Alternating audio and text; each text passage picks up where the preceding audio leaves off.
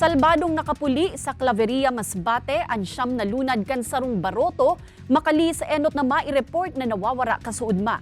Susog sa MDRRMO Piudoran, tulos na nakipagkoordinar sa inda ang MDRRMO Claveria. Makalis day makaabot sa tamang oras ang bangka na may lunad na siyam na persona na pasiring sa Claveria gikan sa Piudoran. Day man subuot nagdaong sa Piudoran Port ang may darakan na sabing baroto. Pigsasabing sa ibang barangay kan Piudoran, nagdaong ang lunadang pandagat huli sa maukol na kadagatang darakan habagat.